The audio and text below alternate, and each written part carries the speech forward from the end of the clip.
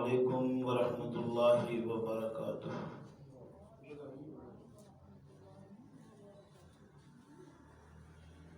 الحمد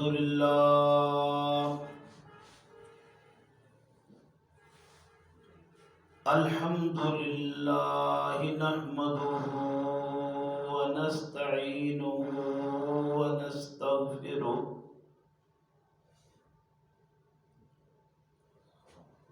ونعوذ باللہ من شرور انفسنا ومن سیئات اعمالنا،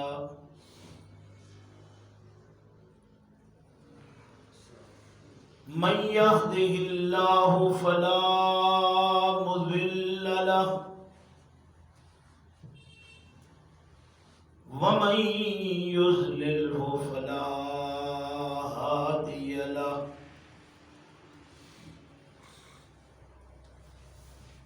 ونشهد أن لا إله إلا الله وحده لا شريك له، ونشهد أن محمدا عبده ورسوله،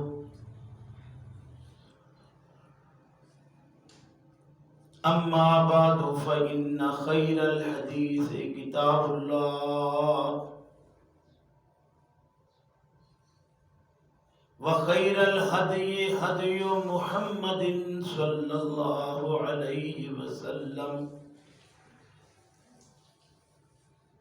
وشر الأمور محدثاتها وكل محدثة بدعة وكل بدعة ضلالة وكل ضلالة في النار، فأعوذ بالله من الشيطان الرجيم، بسم الله الرحمن الرحيم، وكيف تأخذونه وقد أفضى بعضكم إلى بعض وأخذن منكم ميثاقا غليظا، ولا تنكحوا ما نكح آباؤكم من النساء إلا ما قد سلف إنه كان فاحشة ومقتا وساء سبيلا، حرمت عليكم أمهاتكم وبناتكم وأخواتكم وعماتكم وخالاتكم وبنات الأخت وأمهاتكم اللاتي أرضعنكم وأخواتكم من الرضاعة وأمهات نسائكم وربائبكم اللاتي في حجوركم من نسائكم اللاتي دخلتم بهن، فإن لم تكونوا دخلتم بهن فلا جناح عليكم،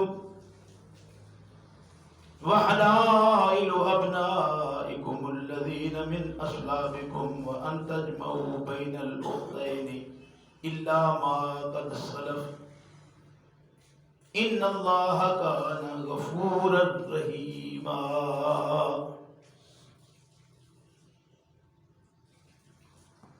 وَكَيْفَ تَأْخُذُونَهُ، اور کیوں کر لوگے تم ان سے اپنے دیے ہوئے حق مار اور تحفے تحائف، وقد افضا، اور تحقیق پہنچ چکا بعضکم بعض تمہارا، الی بعض طرف بعض کی، وَأَخَذْنَ مِنْكُمْ مِيثَاقًا غَلِيظًا، اور بوقت نکاح تم آپس میں پختہ قول قرار بھی کر چکے ہو. وَلَا تَنْكِحُوا، اور مت نکاح کرو ما نکح آباؤکم، ان عورتوں سے جن سے تمہارے باپوں نے نکاح کیا ہے. من النساء، عورتوں سے. الا ما قد سلف، مگر وہ جو پہلے گزر چکا. انہو کان فاحشہ، بلا شبہ یہ بہت ہی حد سے بڑا ہوا یہ قباحت کا کام ہے، کبھی معاملہ ہے. ومقتا، اور مکروہ و مردود فعل ہے. وساء سبیلا، اور یہ راہ بہت ہی بری راہ ہے. حرمت، حرام کی گئی، علیکم تم پر، امہاتکم تمہاری مائیں، وبناتکم اور تمہاری بیٹیاں، واخواتکم اور تمہاری بہنیں، وعماتکم اور تمہاری پھوپھیاں، وخالاتکم اور تمہاری خالائیں، وبنات الاخ اور تمہاری بھتیجیاں، وبنات الاخت اور تمہاری بھانجیاں، وامہاتکم اور تمہاری مائیں، اللاتی وہ جو ارضانکم انہوں نے دودھ پلایا تم کو، رضاعت کی تمہاری، واخواتکم اور بہنیں تمہاری، من الرضاعہ جو تمہاری رضاعت کی بہنیں ہیں، وامہات نسائکم اور مائیں تمہاری بیویوں کی، وربائبکم اللاتی اور تمہاری ربائب وہ جو فی حجورکم تمہاری گودیوں میں پرورش پا چکی ہیں، من نسائکم وہ عورتیں جو تمہارے اب نکاح میں آ چکی ہیں ان کی، اللاتی دخلتم بہن اور تم نے ان کو نکاح میں لے کر حقوق نکاح بھی پورے کر دیے ہوں. تو اس کے بعد فَإِن لَمْ تَكُونُوا دَخَلْتُمْ بِهِنَّ، پس اگر تم نے حقوق نکاح بھی پورے نہ کیے ہوں، فَلَا جُنَاحَ عَلَيْكُمْ، تو ان لڑکیوں سے، ان عورتوں سے تمہارے نکاح میں کوئی گناہ نہیں. وَحَلَائِلُ أَبْنَائِكُمُ الَّذِينَ مِنْ أَصْلَابِكُمْ،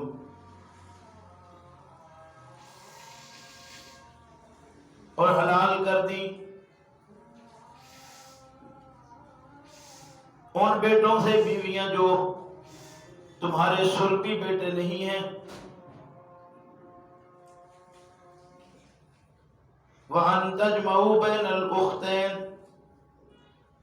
اور یہ کہ جمع کرو تم دو بہنوں کو، إِلَّا مَا قَدْ سَلَفَ مگر وہ جو گزر گیا. ان اللہ بلا شبہ اللہ کان ہے غفور الرحیم، بخشنے والا پیار کرنے والا. سبحان ربک رب العزت عما یصفون، وسلام علی المرسلین، والحمد للہ رب العالمین. میرے محترم بھائیوں بزرگوں، آج کے سبق میں جو مسلسل سورہ النساء سے جاری ہے، 3 آیات کریمات 21، 22 اور 23 نمبر، یہ چوتھے پارے کی آخری 3 آیات ہیں جو آج کے سبق میں آپ ترجمے کے ساتھ سن چکے ہیں. اللہ تبارک و تعالی سے دعا ہے کہ اللہ ہم سب کو اپنی اس کتاب کو صحیح معنوں میں سمجھنے کی توفیق عطا فرمائے.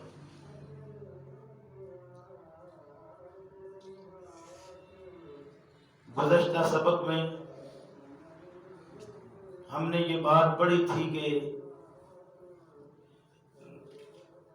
تم نے کسی عورت کو بیوی بناتے وقت یعنی بوقت نکاح ان کا کوئی حق مار مقرر کیا ہو یا نکاح کر لینے کے بعد تم نے کسی طرح کا ان کو تحفہ تحائف دیا ہو اور اب تمہارا نباہ ہونا ممکن نظر نہ آ رہا ہو، تم چاہتے ہو کہ ان سے علیحدگی اختیار کرو، تو جو تم نے حق مار کی شکل میں دیا ہے یا جو تم تحفہ تحائف ان کو اپنی خوشیوں کے وقت میں دے چکے ہو، ان کی واپسی چاہتے ہوئے تم ان کو تنگ کرنا شروع کر دو کہ ویسے کوئی صورت نظر نہیں آتی، ایک ہی طریقہ ہے کہ انہیں اتنا تنگ کیا جائے کہ یہ خود خلا کا مطالبہ کریں، جب یہ خود مطالبہ کریں گی کہ ہمیں طلاق چاہیے تو ان کو وہ حق مار اور تحفے تحائف جو ہم نے دیے ہیں وہ واپس دینے پر پابند ہو جائیں گی۔ تو اس بات سے اسلام نے سختی سے منع کیا ہے۔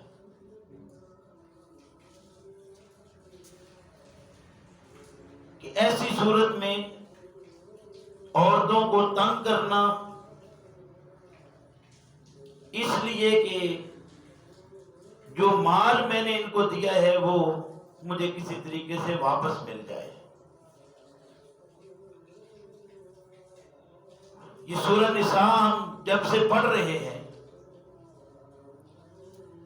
مال کی محبت اپنے دل سے نکالنے کی بے شمار باتیں ہیں جو ہم سن چکے ہیں۔ وہ وراثت کی شکل میں ہو، وہ لین دین کی شکل میں ہو، وہ مال و دولت کما کر اپنا خرچ کرنے کی شکل میں ہو، نکاح کر کے نکاح کی صورت میں حق مار دینے کی شکل میں ہو، یا اس کے بعد کسی کو کوئی تحفہ تحائف دیا ہو، تو ہم بار بار اس چیز کو پڑھ رہے ہیں کہ یہ مال کی محبت اپنے اندر سے ختم کرو۔ جتنی محبت مال کی بڑھتی چلی جائے گی اتنے ہی تم انسانیت سے گرتے چلے جاؤ گے، اور جتنا تم انسانیت سے گرو گے اسلام سے دور ہوتے چلے جاؤ گے۔ آج جس معاشرے میں ہم رہتے ہیں، اگر ہم تھوڑا غور کریں اس معاملے میں کہ ہم پورے معاشرے کے اندر مال والے کی عزت، دولت والے کی عزت، دولت والے کا مقام، اور اس کے مقابلے میں جس کے پاس مال دولت اس معاملے میں اتنا نہیں ہے، خواہ ان کے پاس علم کا خزانہ کتنا ہی کیوں نہ ہو۔ اور پھر عجیب بات ہے کہ ہم مال و دولت میں بھی اس مال و دولت کو تولتے ہیں جو ہمیں دنیاوی لحاظ سے ہر ایک دوسرے کو دکھتا ہے، دکھاتا ہے۔ وہ مال و دولت جو ہمیں اس انداز سے اللہ رب کریم نے عطا کیا ہے کہ آج اگر ہم چاہیں کہ وہ مال و دولت کسی حساب میں لا کر اس کا احسان کریں تو شاید کر ہی نہیں سکتے۔ میں نے پہلے بھی عرض کیا تھا کہ اگر ایک شخص کی آنکھ ضائع ہو جاتی ہے، وہ اس بینائی کو واپس لانے کے لیے اگر اسے پتا چلے کہ میرے پاس جو کچھ ہے یہ سارا دے کر آنکھ مجھے واپس ملتی ہے، تو وہ لینے کو تیار ہو جاتا ہے۔ اگر اس میں یہ سکت ہو کہ میرے پاس جو ہے یہ جائے اور آنکھ مل جائے، تو وہ اپنی بھرپور کوشش کرے گا۔ تو جس اللہ رب کریم نے وہ آنکھ عطا کی ہے، جس سے یہ کام لے رہا ہے، آخر اس نے یہ قیمت تو اس کو پہلے سے دی ہوئی ہے یا نہیں؟ پھر ایک آنکھ نہیں، اپنے جسم کے ایک ایک عضو کا انسان خیال کرے نا، تو اسے اپنی قیمت کا کوئی احساس پیدا ہو کہ میری اصل میں قیمت کیا ہے۔ ہمارے ہاں اگر کہیں خدا نہ کرے روڈ ایکسیڈنٹ ہوتا ہے، لاکھوں کی گاڑی ضائع ہو جائے، بدلے میں جان بچ جائے، تو ہر شخص کیا کہتا ہے کہ اللہ کا شکر ادا کرے، اس نے جان بخشی ہے۔ مال تو آنے جانے کی چیز ہے۔ تو کبھی ہم نے یہ سوچا ہے کہ ہم خود اس کی قیمت بولتے بھی ہیں کہ یہ ایسی ہے جو ادا نہیں کی جا سکتی، پھر ہم سمجھتے ہیں ہمارے پاس مال کوئی نہیں، ہمیں اللہ نے دیا کچھ نہیں، ہمارے پاس تو یہ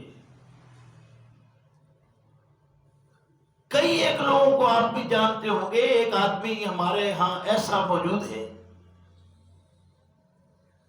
کہ وہ بچہ تھا، والدین نے قرض پکڑا، بچہ کسی کے ہاتھ لگا دیا، وہ اس سے کام لیتے رہے، بچپن سے جوانی میں آ گیا، جوانی بھی گزر رہی تھی، تو اس نے تھوڑا سمجھداری سے کام لیتے ہوئے 1 2 3 جانور اپنے ساتھ بنائے، اپنے اندر بات رکھی۔ پھر ایک دن اچانک اس نے بولا کہ چودھری صاحب میرا حساب کرے۔ حساب شروع ہوا، جی ابا جی نے یہ لیے تھے، وہاں سے چلتے گئے، چلتے چلتے چلتے آپ نے اتنا کچھ لیا ہوا ہے، پتہ چلا جی یہ میرے 3 جانور بک کر بھی ابھی میں فارغ نہیں ہوتا۔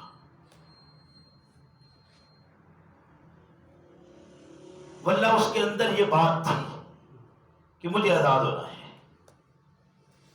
اس نے پھر کوشش کی، سمجھ آئی کہ میں ابھی 10 سال بھی اس پوزیشن میں رہوں تو آگے معاملات بڑے بڑے آنے والے ہیں، میں نہیں کر پاؤں گا۔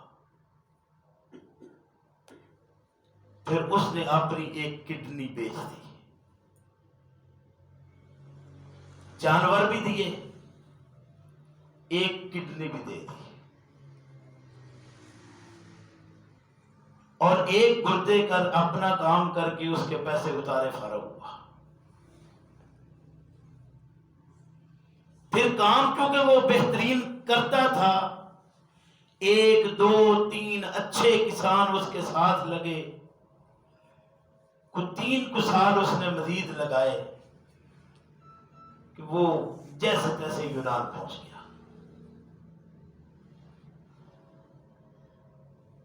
اب یہ مقصد نہیں ہے کہ اس کے حالات کیا ہیں، پوزیشن کیا ہے، بات یہ کر رہا تھا کہ اللہ رب کریم نے انسان کو جو جسم عطا کیا ہے، یہ بہرحال ایک بہت ہی قیمتی چیز ہے، لیکن ہم جب حالات سے تنگ آتے ہیں تو کہتے ہیں کہ ہمارے پاس کچھ ہے ہی نہیں۔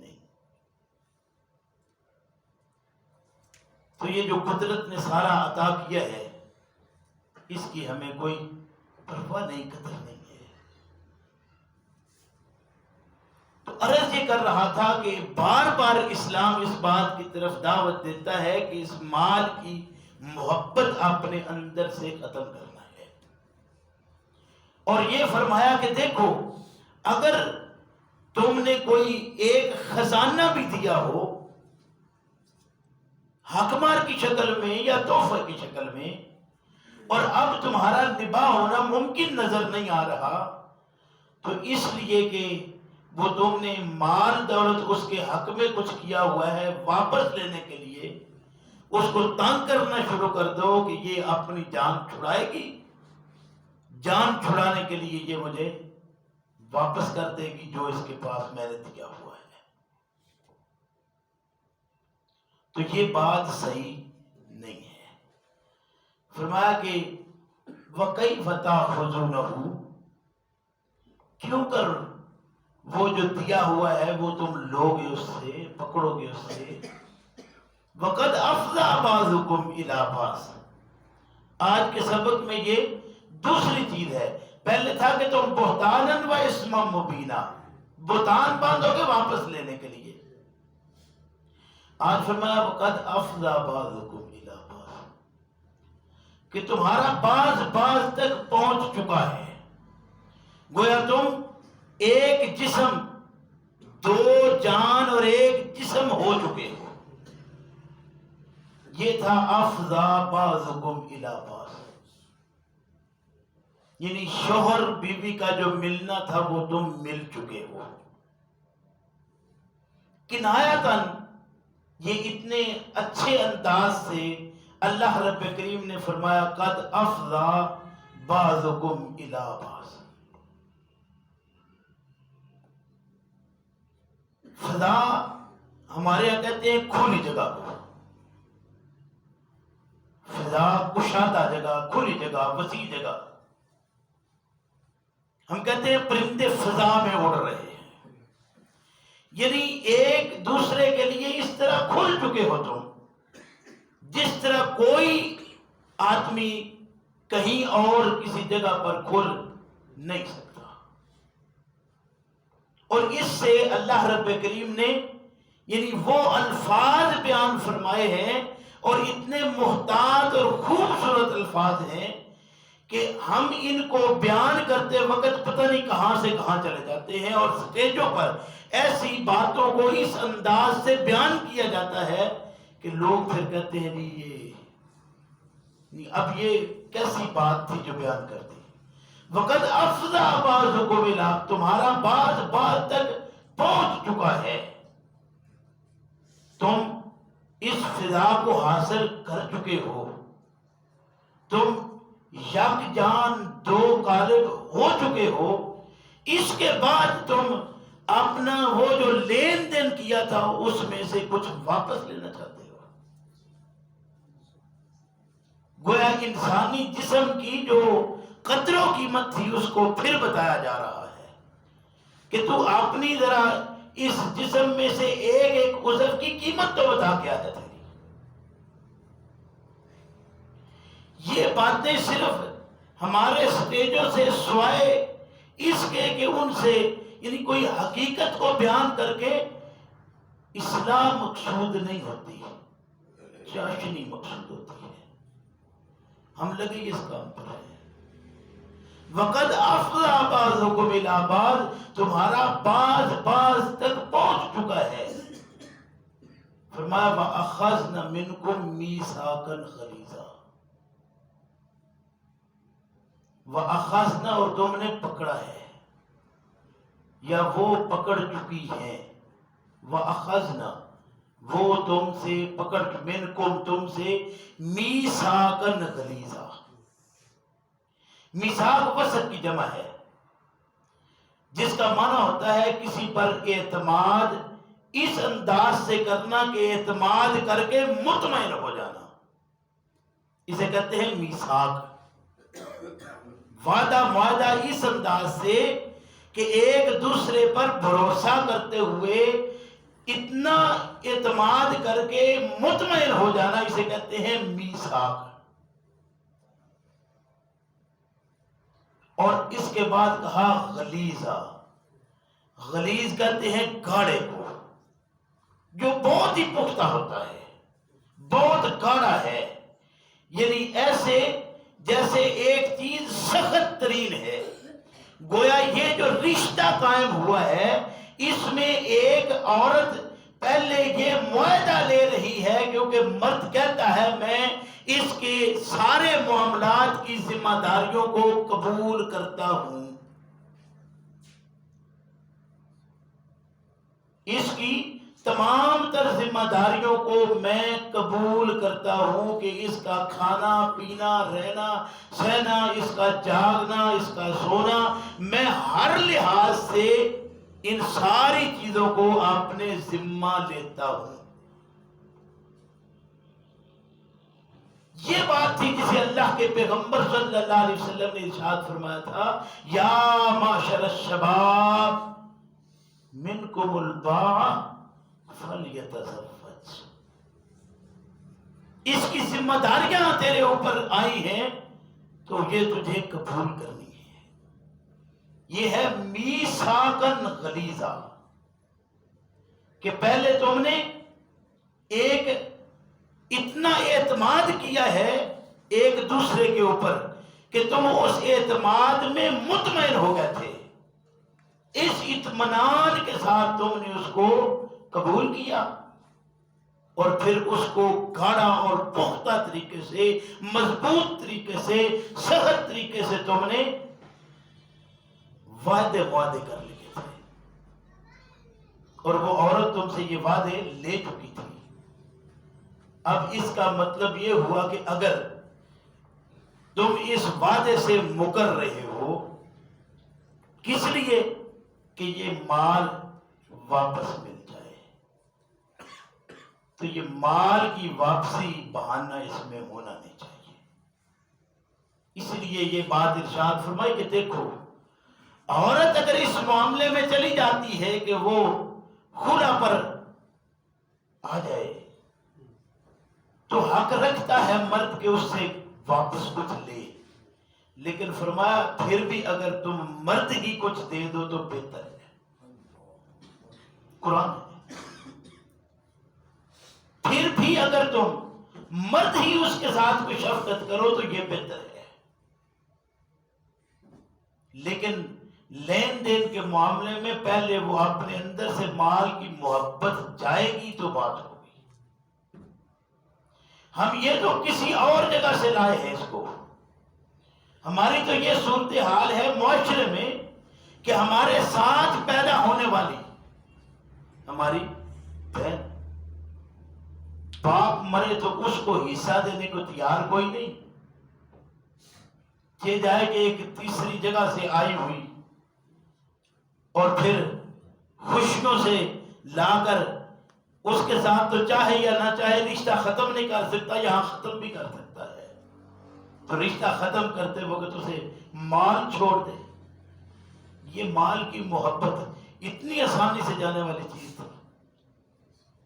یہ ابھی 20 21 22 آیات ہم پڑھ چکے ہیں سورہ النساء کی، ایک ہی مضمون ہے کہ مال کی محبت اپنے اندر سے ختم کرو، جس کے لیے ہم تیار نہیں ہیں۔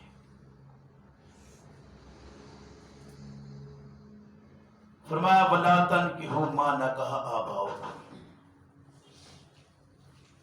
میں نے پہلے بھی عرض کیا تھا کہ عرب کے ہاں ایک دستور تھا کہ وہ چونکہ شادیاں کرتے رہتے تھے، تو جب ایک آدمی فوت ہوا، اس کی بیوی جو ابھی بڑھاپے میں نہیں ہے، بچے بھی اس کے جوان ہیں اس مرد کے، تو اب یہ عورت اس مرد کی ذمہ داری میں آ گئی، چاہے تو اس کو روک رکھے، چاہے تو اس کو کہیں اور نکاح کر دے، چاہے تو اس کی ذمہ داریوں کو ویسے قبول کر لے، لیکن وہ پابند ہے جس نے اس کے اوپر چادر دے دی اس کی۔ تو اللہ رب کریم نے ارشاد فرمایا کہ دیکھو اگر تم عمر میں برابر بھی ہو، وہ عورت تم سے چھوٹی کیوں نہ ہو، لیکن وہ عورت جو باپ کے نکاح میں رہ چکی ہے وہ بیٹے کے نکاح میں باپ کے بعد بھی نہیں آ سکتی۔ فرمایا کہ وَلَا تَنْكِحُوا مَا نَكَحَ آبَاؤُكُمْ، مت نکاح کرو اس عورت سے جو عورت تمہارے باپ کی منکوحہ رہ چکی ہے۔ من النساء، ان عورتوں میں سے، الا ما قد سلف، مگر وہ جو پہلے کوئی معاملہ گزر چکا ہے، یعنی تم ابھی مسلمان نہیں تھے، تم نے یہ کام کوئی پہلے ہو چکا ہے، تمہاری جو عرب کی ترتیب تھی اس کے مطابق، تو فرمایا اس میں کوئی پریشانی کی بات نہیں، جو گزر چکا ہے وہ گزر چکا ہے۔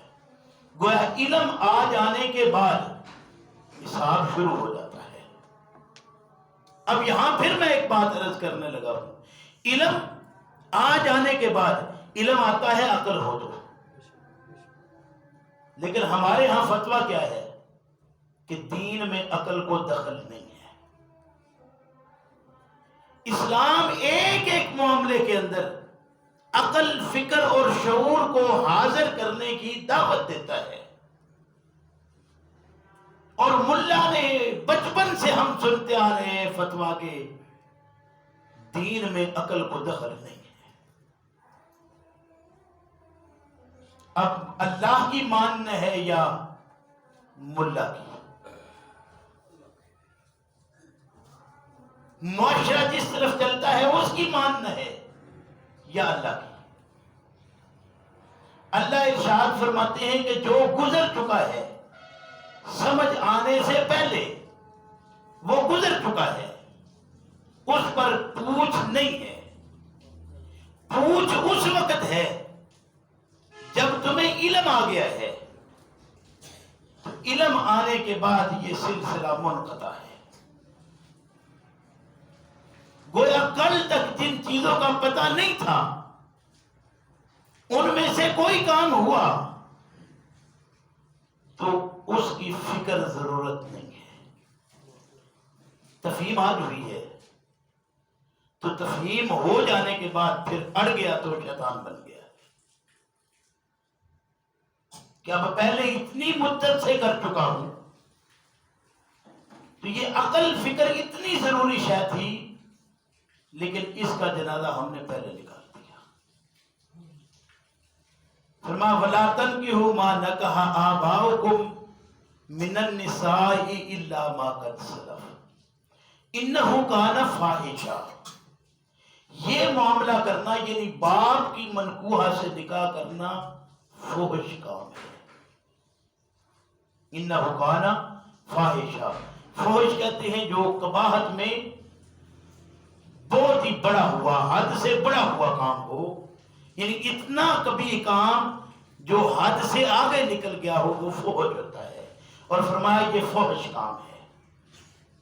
انہ کان فاحشہ ومقتا، مقت کہتے ہیں ایسا کام جو مکروہ ہو، مردود ہو، یعنی فحش سے بھی آگے۔ انہ کان فاحشۃ ومقتا وساء سبیلا، اور یہ راہ بہت ہی بری راہ ہے۔ ما حرمت علیکم امہاتکم، حرام کر دی گئی تم پر تمہاری مائیں۔ حرمت علیکم امہاتکم وبناتکم، تمہاری بیٹیاں، مائیں حرام ہیں، دادی نانی کا ذکر کوئی نہیں۔ مطلب کیا ہے؟ ماں ہے تو دادی نانی بدرجہ تب ماں ہے، وہ پہلے سے ماں موجود ہے۔ گویا دادی نانی ہو، دادی نانی سے اوپر کوئی ہو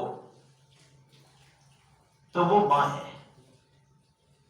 اور یہ بات میں پہلے حصص میں بھی عرض کر چکا ہوں۔ ماں، دادی، نانی، اوپر کوئی بھی ان کا جو اوپر تک یہ لڑی جاتی ہے حرام ہے۔ وَبَنَاتُكُمْ، بیٹی پوتی دوتی یہ سارے رشتے نیچے تک حرام ہیں. حرمت علیکم امہاتکم وبناتکم واخواتکم، تمہاری بہنیں، بہن حرام تھی حرام ہے. میں پتہ نہیں کیا کہہ رہا ہوں اور آپ کیا سن رہے ہیں. بہن حرام تھی اور حرام ہے، جیسے ماں حرام تھی حرام ہے، ایسے ہی بہن حرام تھی اور حرام ہے. اب سلسلہ کیسے چلا ہے مجھے پتہ نہیں ہے، کیونکہ ہمارے ہاں معروف یہی ہے کہ وہ ایک پہلے وقت میں جوڑا ایک دوسرے وقت میں جوڑا. یہ تو ایک 15 سال پہلے کا اور دوسرا 15 سال بعد میں ہو تو وہ بہن بھائی نہیں رہتے. اور یہ صبح شام میں دو جوڑے الگ الگ، ایک کا پہلے کے ساتھ پہلے والے کا دوسرے کے ساتھ. انا للہ و انا الیہ راجعون. کیسی ملا نے مت مار دی اور کس طرف چلے گئے. بہن حرام تھی اور حرام ہے. ہمارے یہاں کہتے ہیں کہ اب آ کر حرام ہوئی، یعنی نبی اکرم صلی اللہ علیہ وسلم پر جب یہ آیت نازل ہوئی تو وہ زمانہ جب موسیٰ علیہ السلام گئے تھے، وہ 2 بچیاں بہنیں تھیں. باپ نے کیا کہا تھا کہ یہ کچھ وقت ایک مدت مقرر کر کے وہ ہماری بکریاں چراؤ، ایک کا نکاح کر دوں گا. بوڑھا باپ دونوں کے لیے پریشان تھا، نکاح ایک کا ہی کیا تھا. جائز ہوتا تو دوسرا کیوں نہ کرتے. نکاح بہن سے کل بھی حرام تھا، آج بھی حرام ہے. فرمایا کہ وَأَمَّاتُكُمْ، جو تمہارے اپنی ہی بہنیں نہیں باپ کی بہنیں ہیں وہ بھی حرام ہیں. پھوپھیاں جو باپ کی بہنیں ہیں وہ بھی حرمت کا رشتہ ہے. وَخَالَاتُكُمْ، جو ماں کی بہنیں ہیں وہ بھی حرام ہیں. وَبَنَاتُ الْأَخِ، جو تمہارے بھائی کی بیٹیاں ہیں، بھتیجیاں، 2 بھائیوں کی اس طرح کی یہ قرابت کہ ایک بھائی کی بیٹی کی دوسرے بھائی سے نکاح نہیں ہو سکتا اس کے. یہ حرمت کا رشتہ ہے. ہمارے یہاں کہتے ہیں بیٹیاں اپنی اپنی. جب کوئی ایسا مسئلہ ہو تو کہتے ہیں بیٹیاں جی اپنی اپنی. یہ اپنی اپنی ہیں. یہ تو خاندان ایک بنایا اسلام نے. یہ تو یہ مقام ہے. دوسرے مقام پر ہمارے یہاں کہتے ہیں کہ یہ جو پردے کے معاملات ہیں نا، اس میں کبھی سورہ نور پڑھے تو پتہ چلتا ہے، جو بڑا اس میں کھلا بیان ہے. اللہ رب کریم نے ان رشتوں کو گنا کر یہ بات ارشاد فرمائی کہ یاد رکھو ان گھروں میں جا کر تم کھاؤ اکیلے اکیلے یا سب مل کر. لیس علیکم جناح ان تاکلوا جميعا او اشتاتا. سب مل بیٹھ کر کھاؤ یا الگ الگ. پھوپھی کے گھر جاؤ گے، چچا کے گھر جاؤ گے، ان کے بیٹی بیٹا تو کوئی نہیں ہونا نا. یعنی کیسا عجیب بات تھی. یار دوست آپس میں بڑے قریبی، وہ گھر جو آپ کے آمنے سامنے ساتھ میں، ان کے ہاں جب آتے جاتے ہو تم ایک دوسرے کو چابیاں دے جاتے ہو کہ میں جا رہی ہوں بازار، خامد میرا اگر آ گیا پہلے ڈیوٹی سے تو یہ چابی اسے پکڑا دینا. میں جا رہا ہوں ڈیرے پہ، بیگم کو آنا ہے میکے سے، یہ چابی میں تجھے دے کے جا رہا ہوں، اس کو دے دینا. کبھی نہیں چابیاں دی ہم نے ایک دوسرے کو. فرمایا وہ گھرانے جن کے ہاتھوں چابیاں ایک دوسرے کو دے لے لیتے ہو، ان گھروں میں جا کر بیٹھ کر کھانا پینا بھی اسی طرح جائے.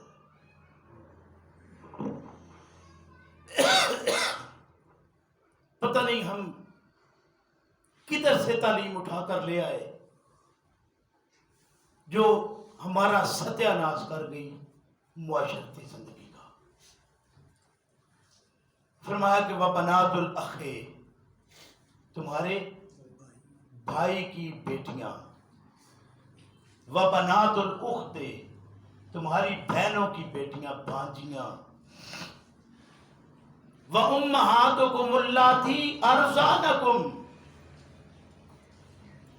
وہ مائیں، وہ خواتین جنہوں نے تجھے جنم نہیں دیا، تمہارے باپ کی وہ منقوہ نہیں رہی، لیکن تم نے بوقت رضاعت ان سے دودھ لے لیا ہے، بوقت رضاعت تم نے ان سے دودھ لے لیا ہے۔ ایک سوال یہاں پر پتہ نہیں کس کس کے ذہن میں پیدا ہو، کس کے کان نے سنا ہوا ہو، کہتے ہیں کہ میاں بیوی کے معاملے میں اگر کچھ ایسا سلسلہ ہو جائے تو کیا کرے۔ یہ ضمنی عرض کرنے لگا ہوں، اس پر میں نے جملہ ایک بول چکا ہوں بوقت رضاعت کا۔ رضاعت کی عمر ہے وہ 2 سال تک، یعنی وہ بچہ جس کی خوراک ہی ماں کا دودھ ہے، جس عمر تک ہے، اس عمر کے دوران ایک بار پیا ہو یا پوری مدت کسی کے پاس گزاری ہو تو وہ اس کی رضائی ماں ہے، اور رضائی ماں کا درجہ لے جاتی ہے، وہ ابدی حرام ہو جاتی ہے۔ وَأُمَّهَاتُكُم مِّنَ الرَّضَاعَةِ اللَّاتِي أَرْضَعْنَكُمْ وَأَخَوَاتُكُم مِّنَ الرَّضَاعَةِ، تمہاری وہ بہنیں بھی حرام ہیں جنہوں نے اس ماں کا دودھ پیا ہے جس کا تم نے پیا ہے۔ اب ذرا اندازہ کیجئے کہ ایسا بھی ممکن ہے کہ یہ بچہ کسی اور ماں باپ سے ہو، بچی کسی اور ماں باپ سے ہو، نہ اس کی یہ ماں جننے والی نہ اس بچے کو، لیکن ان کا آپس میں نکاح نہیں ہو سکتا۔ آپس میں ان کا نکاح، جو دودھ شریک ہیں ان کا آپس میں نکاح نہیں ہو سکتا، پہلے اور پچھلے وقت کا ہو سکتا ہے۔ واہ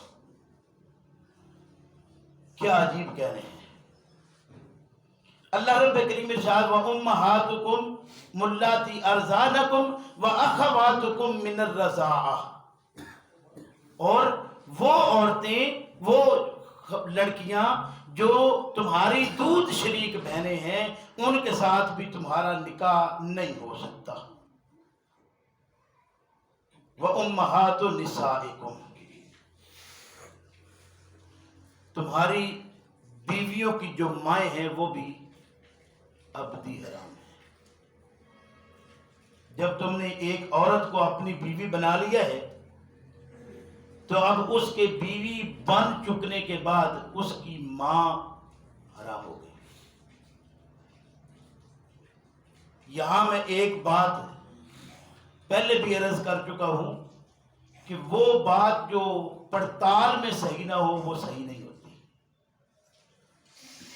اکثر ہمارے ہاں یہ خواتین گھروں میں کہتی نظر آتی ہیں کہ یہ ماں ہے تیری، اس کی ذمہ داری ہے تجھ پر، یعنی بہو ذمہ دار نہیں ہوتی، اور بڑے بڑے سمجھدار گھرانے یہ باتیں کرواتے ہیں اور کرتے ہیں، کہتے ہیں کہ نہیں یہ جو تیری ماں باپ ہیں ان کی ذمہ داری تیری نہیں، وہ اس کی ہے۔ سسر حرام ہوا حقیقی بنا تو، ادھر لڑکا ہے تو اس کی ساس اس کے لیے حرمت میں آ گئی، لیکن ابھی یہ ماں اسی کی ہے۔ قرآن نے اتنی واضح باتیں یہ کر دی کہ یہ جب ایک دونوں مل کر بن چکے ہیں تو اب ان کے ماں باپ ایک دوسرے کے لیے اس طرح ہے جس طرح ماں باپ ہوتے ہیں۔ یہ ذمہ داری صرف اس پر کیسے ہے؟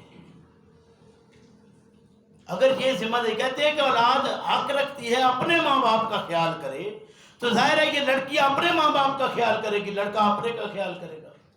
تو اگر اس کو اس طریقے سے کر لیا جائے کہ جو وہاں آئے گی وہ اس کا خیال کرے، جو تو جہاں گئی ہے وہاں اس کا خیال کر، وہ تیری ماں ہے۔ لیکن مت ماری گئی اور کہاں پہنچ گئے ہم۔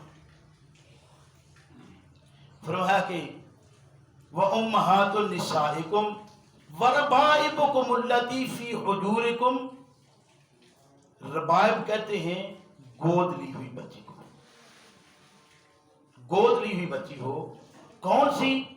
فی حجورکم من نسائکم اللاتی دخلتم بہن، ان عورتوں کی جن سے تمہارا نکاح ہوا، نکاح ہونے کے بعد تم ایک ہو گئے، اب اس کی بیٹی یہ عورت اتفاقاً مر گئی یا طلاق ہو گئی، تو جو اس کے ساتھ آئی ہوئی بچی تھی اس بچی کے ساتھ بھی اس کا نکاح نہیں ہو سکتا۔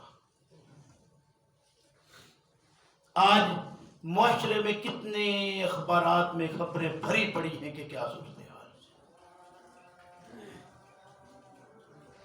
کہ ماں نکاح میں ہے بیٹی پر نظر ہے۔ تو جہاں ماں نکاح میں آ جائے اور نکاح میں خلوت صحیحہ اس کو مل جائے، اس کے بعد وہ عورت جو اس کے نکاح میں آئی تھی اس کی پہلے سے کوئی بیٹی ہے تو اس کے ساتھ اس کا نکاح اب حرام ہے، نہیں ہو سکتا۔ وَرَبَائِبُكُمُ الَّتِي فِي حُجُورِكُم مِّن نِّسَائِكُمُ اللَّاتِي دَخَلْتُم بِهِنَّ فَإِن لَّمْ تَكُونُوا دَخَلْتُم بِهِنَّ، بس اگر وہ خلوت صحیحہ تمہیں نہ ملی ہو، یعنی نکاح ہوا ابھی رخصتی نہیں ہوئی تو وہ وفات پا گئی یا کوئی اور صورت ایسی بن گئی، تو اللہ ارشاد فرماتے ہیں فلا جناح علیکم، اب تمہارا اس کے ساتھ بھی نکاح ہو سکتا ہے۔ اس کا مطلب یہ ہے کہ نکاح اور رخصتی دو الگ الگ چیزیں ہیں۔ لوگ کہتے ہیں پتہ نہیں یہ نکاح پہلے ہی کیوں کر دیتے ہیں، نکاح ہو جائے تو سب کچھ ہو جاتا ہے۔ بھئی نکاح ایجاب و قبول کا نام ہے، اور ایجاب و قبول ایک لحاظ سے ہمارے ہاں جو رسم بن چکی ہے، لیکن حقیقت میں وہ یہی تھا۔ وہ کیا ہے؟ منگنی جسے ہم کہتے ہیں، یعنی مانگ لی اور دے دی، ہاں کر دی کہ ٹھیک ہے ہم اس معاملے میں آپ کے لیے تیار ہیں۔ تو یہ اصل میں ایجاب و قبول یہی تھا۔ لیکن ہمارے وہ جو خانہ پریاں نا بڑی عجیب عجیب بنا دی ہیں، کہتے ہیں جب تک مولانا صاحب خود نہ جائیں وہاں جا کر اس بچی سے نہ خود پوچھیں، اس وقت تک وہ والدین نے یہ پروگرام، ہاں ان کے لیے لازم تھا کہ وہ بچی کی رضامندی لیتے ہیں۔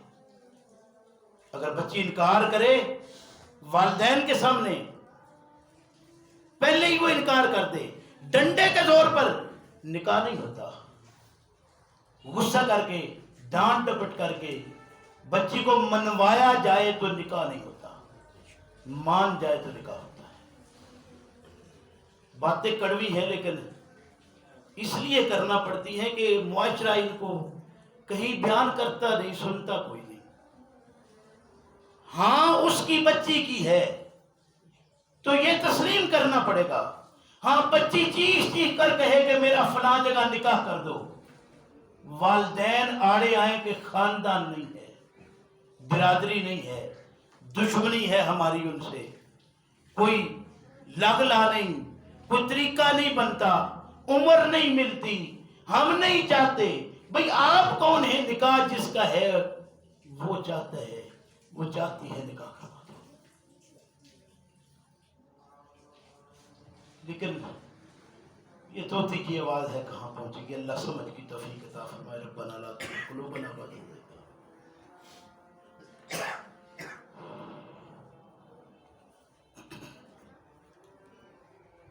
الحمد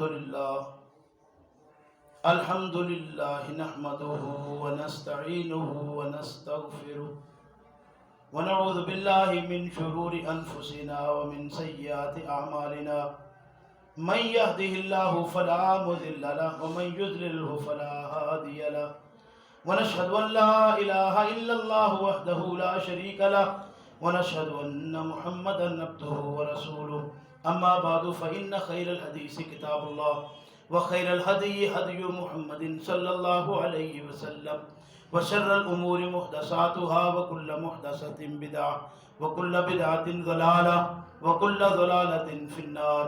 فأعوذ بالله من الشيطان الرجيم. بسم الله الرحمن الرحيم. ولا تنكحوا ما نكح آباؤكم من النساء إلا ما قد سلف إنه كان فاحشة ومقتا وساء سبيلا. حرمت عليكم أمهاتكم وبناتكم وأخواتكم وعماتكم وخالاتكم وبنات الأخ وبنات الأخت وأمهاتكم اللاتي أرضعنكم وأخواتكم من الرضاعة وأمهات نسائكم وربائبكم اللاتي في حجوركم من نسائكم اللاتي دخلتم بهن فإن لم تكونوا دخلتم بهن فلا جناح عليكم وحلائل أبنائكم الذين من أصلابكم وأن تجمعوا بين الأختين إلا ما قد سلف إن الله كان غفورا رحيما. میرے محترم بھائیوں بزرگوں، مختصر ایک دو باتیں آج کے سبق کے حوالے سے ہی کہ حضرت علی رضی اللہ عنہ سے ایک روایت ہے، کہتے ہیں کہ پیغمبر اسلام صلی اللہ علیہ وسلم نے ارشاد فرمایا ان اللہ حرم من الرضاع ما حرم من النسب. اللہ رب کریم نے جس طرح حسب نسب کے رشتے حرام ٹھہرائے ہیں، اسی طرح سے جو رضاعت کے رشتے ہیں ان کو بھی حرام ٹھہرایا ہے. اس لیے یہ بات سمجھ لینا چاہیے کہ رشتے نسب کے ہوں یا رضاعت کے، رشتے برقرار ہو جاتے ہیں اور یہ برقرار رہتے ہیں، یہ کٹتے نہیں، ختم نہیں ہو سکتے. اسی طرح حضرت عائشہ رضی اللہ عنہا سے روایت ہے، کہتے ہیں کہ یحرم من الرضاع ما یحرم من الولادہ. یہ جس طرح ولادت سے حرمت آ جاتی ہے، یعنی ایک ہے جو باپ سے نسب سے ہے، دوسرا ہے اگر ولادت ہے یعنی ماں سے جس طرح حرمت ثابت ہو جاتی ہے، بالکل اسی طرح رضاعت سے بھی حرمت ثابت ہو جاتی ہے. اب اس میں ایک بات اور سمجھ لیجئے کہ رضاعت میں ایسا ممکن ہے کہ ابھی دادی کے ہاں بھی اولاد ہے اور آگے بیٹے کے ہاں بھی، ماں بچے کی کہیں کسی کام میں مصروف ہے اور بچہ رو رہا ہے بھوک کی وجہ سے، تو دادی اس بچے کو اپنے ساتھ لگا لیتی ہے، کوئی کباہت نہیں ہے. لیکن اس میں کچھ رشتوں کا فرق ہے جس کو ملحوظ رکھنا ہوگا کہ اب اس کے وہ جو دادے کے بچے ہیں، باپ کے تو وہ بہن بھائی ہیں، یعنی اس کے چچا تایا، اب چچا تایا کے جو آپس میں ہیں ان کے رشتے ہو جاتے ہیں، لیکن ان کے ہاں جو بچے ہیں کہ رشتے سے نہیں ہو سکتے، کیونکہ انہوں نے ایک ماں کا دودھ پیا ہے. وہ اس کے جو آگے بچوں کے بچے آئے ہیں نا، وہ بھی اس کے لیے چھٹی بھتیجے کا بھی ایک، اور اگر یہ چچا بنتا ہے تو ادھر بھتیجی بن جائے گی. یعنی اس لحاظ سے چاہے وہ دو بھائیوں کی اولاد ہی کیوں نہ ہوں، لیکن اس کو اس لیے میں نے یہ الگ سے وضاحت کی ہے کہ اس طرح کے رشتے پیچھے ثابت ہیں، یعنی ہوتے آئے ہیں. آج بھی ایسے معاملات درپیش ہو سکتے ہیں، کوئی ایسی بات نہیں ہے. اسی طریقے سے وہ بچہ جو دادی کے ہاں پیدا ہوا، آگے پوتے کے ساتھ اس نے دودھ لے لیا ہو تو اس کے بھی آگے رشتے تبدیل ہو جائیں گے. ان رشتوں کو ملحوظ خاطر رکھنا پڑے گا. یہ ایک اشارہ تھا جو میں نے دیا ہے. روایات میں اس پر بہت ساری باتیں ملتی ہیں، لوگ مسائل بھی پوچھتے ہیں، تو جب اس طرح کا کوئی مسئلہ پیش ہو تو پہلے ان چیزوں کا بھی خیال رکھنا ضروری ہے. اللہ مجھے آپ کو سمجھ کی توفیق عطا فرمائے۔ چوتھا پارہ آج کے سبق میں ہمارا مکمل ہوا، 5واں پارہ ہمارا انشاءاللہ اگلے جمعہ شروع ہو رہا ہے۔ کوشش کیجئے کہ کہیں نہ کہیں سے ان تفاسیر میں سے کچھ نہ کچھ مضمون دیکھ کر آئیے۔ اللہ توفیق دے مجھے اور آپ کو کہ ہم اس کے مطابق عمل کر سکیں۔ ربنا لا تزغ قلوبنا بعد إذ هديتنا وهب لنا من لدنك رحمة